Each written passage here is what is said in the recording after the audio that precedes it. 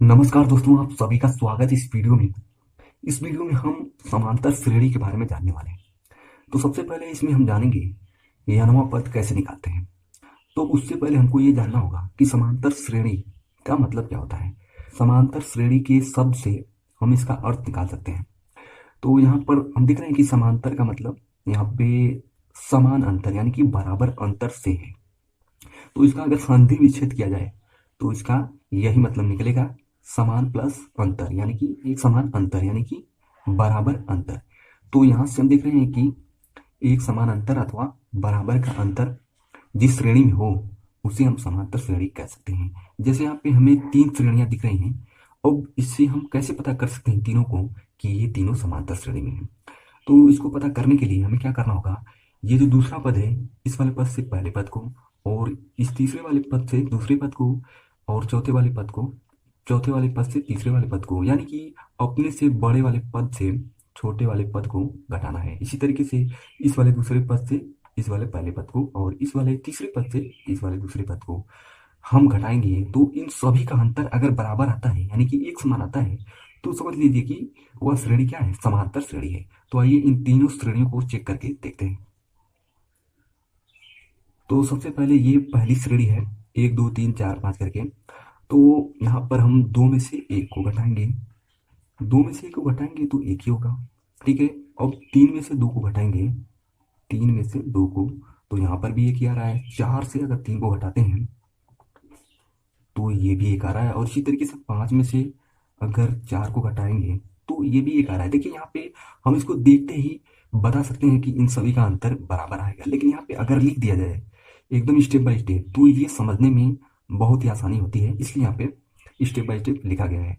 तो इस तरीके से ये वाली जो श्रेणी है ये समांतर श्रेणी, क्योंकि इन सभी का अंतर यहाँ पे हम देख रहे हैं कि एक समान यानी कि बराबर अंतर आया है। इसी तरीके से इसका भी अंतर अगर निकालें, तीन में से दो को हटाएंगे तो एक अंतर आएगा, और चार में से तीन को घटाएंगे तो भी एक अंतर आएगा, पांच में से चार को घटाएंगे तो भी एक अंतर आएगा, और इसी तरीके से सात में से छह घटाएंगे तो भी एक ही आने वाला है। तो इस तरीके से ये भी श्रेणी क्या है, समांतर श्रेणी है। और इस तरीके से इसको भी घटाएंगे, यहाँ पर भी चेक करेंगे तो चेक कर सकते हैं। यहाँ पे दूसरे वाले पद से पहले पद को घटाएंगे तो यहाँ पर अंतर क्या मिलेगा, हमको अंतर इनके बीच का दो मिलेगा। और इसी तरीके से इन दोनों के बीच का अंतर निकालेंगे छह और चार का, तो इसके बीच भी क्या आएगा, अंतर दो ही आएगा। इसी तरीके से आठ और छह के बीच का अंतर निकालेंगे तो यहाँ पर भी अंतर दो ही आएगा। इस तरीके से हम देख रहे हैं सब में अंतर दो ही आ रहा है। इसका मतलब क्या है, यह भी श्रेणी समांतर श्रेणी है। तो इस तरीके से हम देख रहे हैं कि इनका अंतर, अलग अलग श्रेणियों का अंतर जो सार्वंतर है वो अलग अलग हो सकता है। जैसे इस श्रेणी का सार्वंतर एक है और इसका भी एक ही है, लेकिन इसका दो है।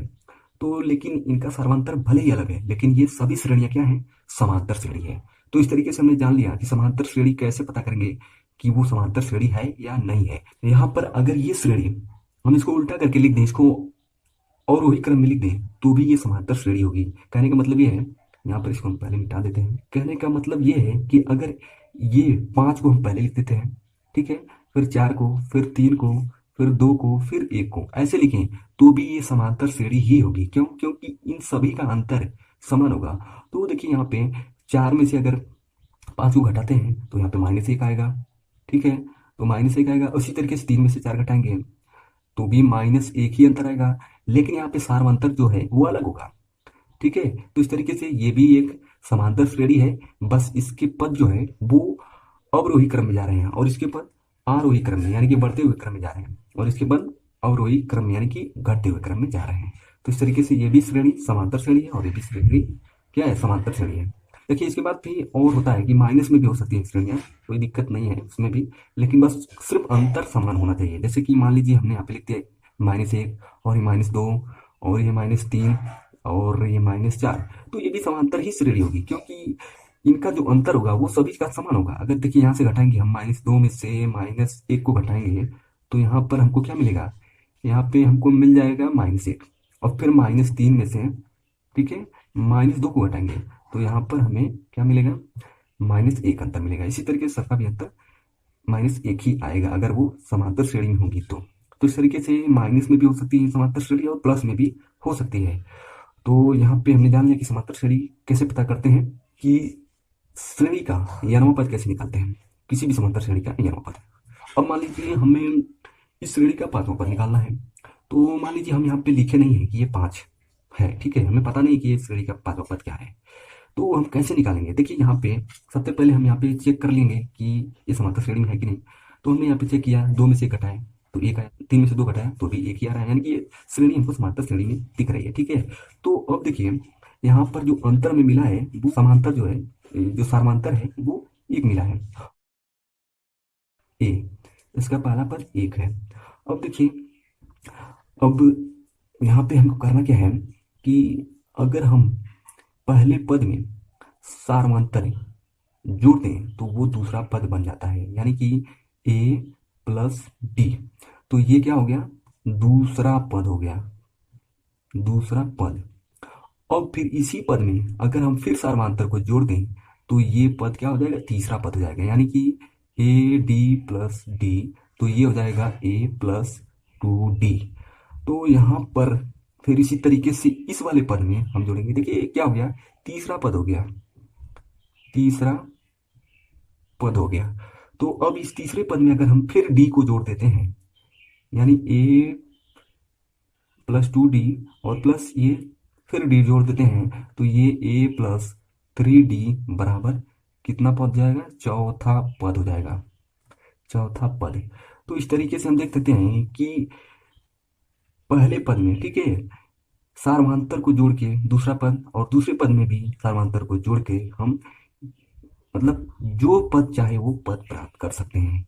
तो इस तरीके से हम यहाँ पे देख सकते हैं कि ये एक सूत्र बन रहा है, ठीक है। सूत्र क्या बन रहा है कि यहाँ पे पहला पद ए है और ये दूसरा पद क्या है? ए प्लस डी, और तीसरा पद क्या है? ए प्लस 2d। और देखिए यहाँ पे दूसरा पद, तीसरा पद, और ये चौथा पद क्या है?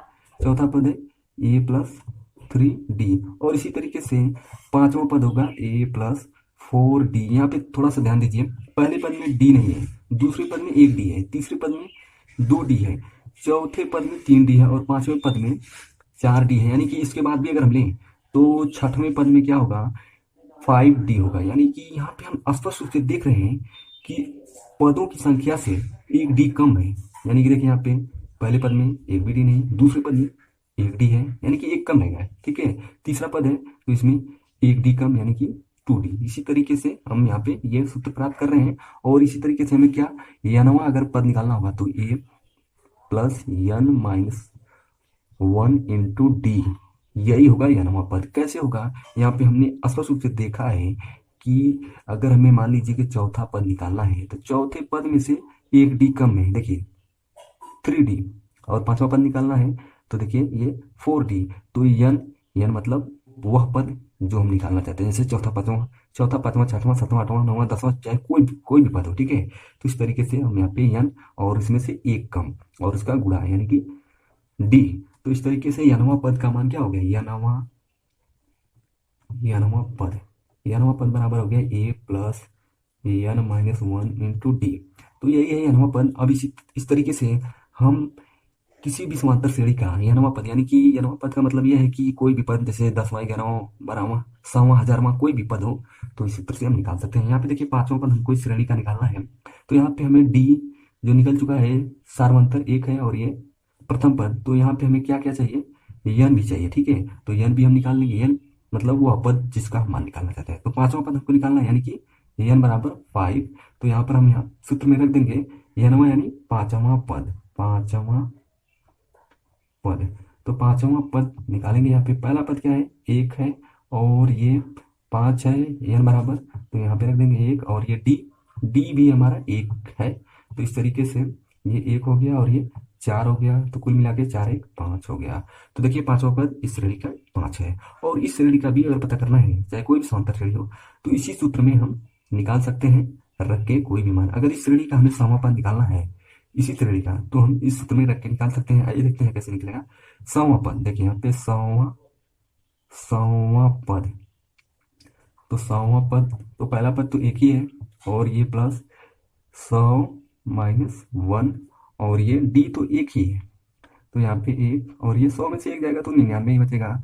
तो सौवा पद 100 ही होगा, क्योंकि हम देख रहे हैं पांचवा पद 5 है, चौथा पद 4 है, तीसरा पद 3 है।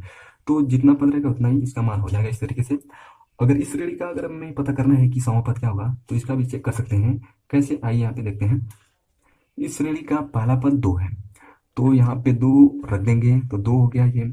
और सावा पद निकालना है ना हमें, तो वही करेंगे बस, n-1 करेंगे तो n की जगह 100 है, यहाँ पे n की जगह 5, सामने 5 निकालना था पांचवा पद। तो यहाँ पर फिलहाल इस श्रेणी का निकालना है, तो इसका पहला पद यह है 2, और इसका सावा पद हमको निकालना है।